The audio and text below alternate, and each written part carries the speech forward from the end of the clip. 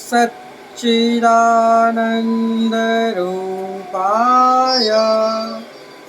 विश्वोपत्यादिहेतवे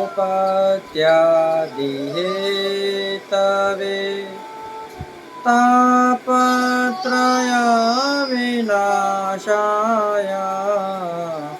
श्रीकृष्णाय वयं नमः। पुष्टिमार्गीय सर्वज्ञ करुणारसपूरित श्रेष्ठफलप्रदाता च तस्मै श्रीगुरुवे नमः।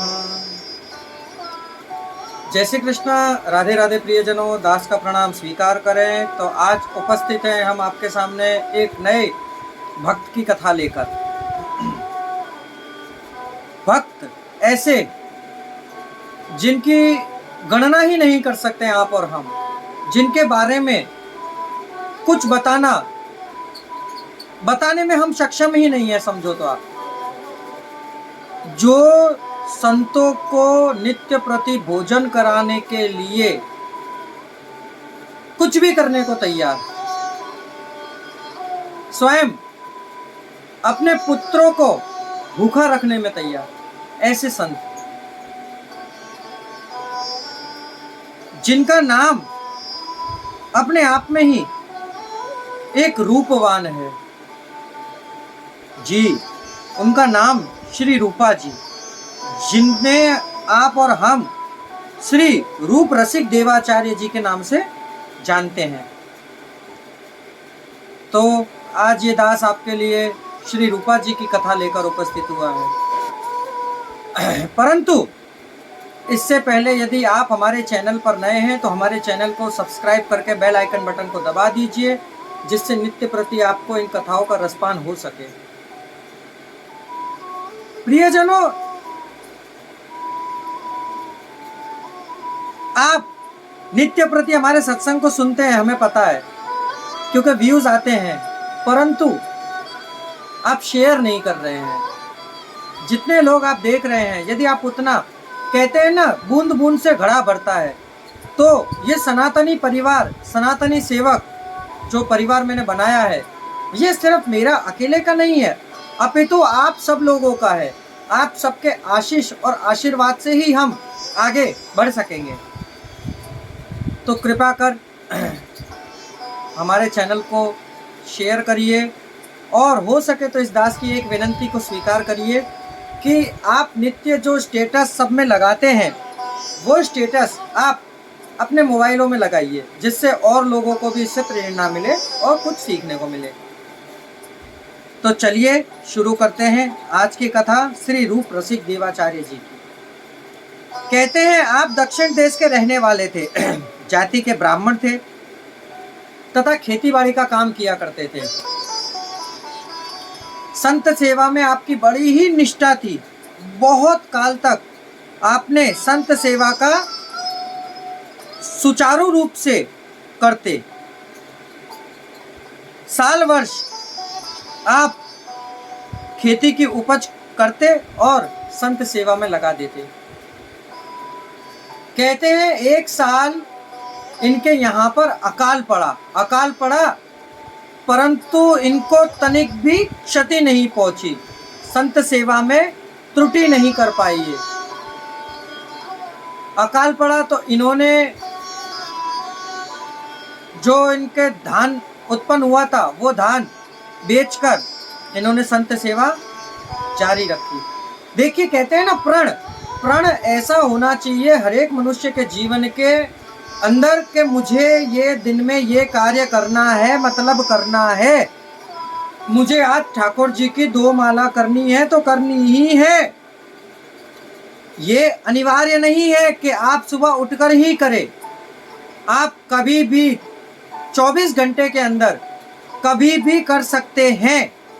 कई लोगों के मन में ये अभाव होता है कि हम ठाकुर जी की माला सुबह नहा धोकर ही करें, फिर जरा सी उन्हें देर हो जाती है तो वो माला नहीं कर पाते हैं। वो कहते हैं आज हमें देर हो गई तो हमने नहीं करी। अरे गलती है, आपने सुबह तन शुद्धि तो कर ही ली, अब माला करने में मैं आप बहनों और माताओं से निवेदन करना चाहूँगा कि आप सारा दिनचर्या का अपना कार्य कर लीजिए, उसके बाद तो आपको समय मिलता है। आप दोपहर में जब सोने का समय आता है, सोने के समय से पूर्व, कुछ समय पूर्व आप माला कर सकते हैं। आपके अंदर भावना होनी चाहिए, जाकी रही भावना जैसी, प्रभु मूरत देखी तिन तैसी। तो संत सेवा में श्री रूपा जी बिल्कुल भी त्रुटि नहीं पड़ने देते थे। उनके वहां अकाल पड़ा, परंतु संत भोजन नहीं बंद किया। एक समय इनके घर में ऐसा समय आया कि धीरे धीरे अकाल तो खत्म नहीं हुआ, परंतु इन्होंने अपने घर के बर्तन भांडे बेच दिए, संत सेवा में त्रुटि नहीं आने दी। मकान बेच दिया, परंतु त्रुटि आने नहीं दी। खेत बेच दिया, परंतु संत सेवा में त्रुटि आने नहीं दी। अब ये तो मन से संत थे। एक समय ऐसा आया कि घर के सभी सदस्य, इनकी पत्नी, पुत्र इत्यादि सभी को उपवास करना पड़ा। उपवास का कारण था कि घर में अन्न था ही नहीं, कुछ भी नहीं बचा, लेस मात्र, तो कैसे करते। श्री रूपा जी ने कही कोई बात नहीं, मैं बाहर जा रहा हूं अन्न की तलाश में। वहां इन्हें मिल गए कुछ संत, तो ये संतों को देखकर बड़े प्रसन्न हुए और उन संतों को अपने घर ले आए। संतों को जिस प्रकार घर पे लाए तो इनकी पत्नी देखकर बोली, जल्ला गई कि घर में कुछ खाने को नहीं है, बच्चे भूख से मर रहे हैं और आप संतों को ले आए। परंतु कहते हैं ना, संतों को आभास हो जाता है। उन्होंने कही कि आपने कुछ ना कुछ छुपाया है, वह आप आभूषण ले आइए। आपके इसी अपराध के कारण से आज हम ये दिन देख रहे हैं। उनकी पत्नी लज्जित हो गई, उन्हें पता लग गया कि इन्हें आभास हो चुका है। तब वह आपकी नाक की नथनी, आजकल कई महिलाएं ऐसी होती है जो नाक में सिर्फ एक छोटा सा हीरा पहनती है, बाकी नथनी एकदम गोल मोटी और ऐसी गोल, जैसी हमने कानों में पहन रखी है, ऐसी नथनी पहना करते थे। उन्होंने नथनी लाकर दी और वो नथनी से उन्होंने बेचकर और अन्न लाए, और उस दिन घर में सबने ही प्रसाद पाया और संत सेवा भी आनंद पूर्वक करी। उसी रात को इनको स्वप्न में दर्शन हुए ठाकुर जी के। तब ठाकुर जी ने कही कि तुम्हारे घर के अमुक स्थान पर संपत्ति गड़ी पड़ी है, उसे खोदकर आनंद पूर्वक निकालो और संत सेवा करो। रूपदास जी अगले दिन वह स्थान खोदा तो सचमुच इन्हें अपार धन प्राप्त हुआ। फिर तो बड़े आनंद से दिन बीतने लगे। संतों के श्रीमुख से श्री हरिव्यास देवाचार्य जी की महिमा सुनकर आपने निश्चय किया कि मैं इन्हीं से मंत्र दीक्षा लूंगा। अपने निश्चय के अनुसार आप अपने देश से, दक्षिण देश से मथुरा की ओर प्रस्थान किया। परंतु आप जब मथुरा पहुंचे तब आपको ये पता लगी कि हरिदेव व्यास जी तो नित्य निकुंज में प्रवेश कर गए हैं। आपको बड़ा ही दुख हुआ और इस समाचार से आप मर्मांतक पीड़ा हुई। आप मथुरा के विश्राम घाट पर प्राण त्यागने का संकल्प करके जा बैठे। अंत में निष्ठा की विजय हुई। देखिए, संत सेवा के प्रति, गुरु के प्रति यदि आपके मन में सच्चा आग्रह हो तो गुरु कृपा करते हैं और करते हैं। तब श्री हरिदेव व्यास आचार्य जी ने नित्य धाम से प्रकट होकर इन्हें दर्शन दिया और मंत्रोपदेश देकर महावाणी जी के अनुशीलन का आदेश दिया।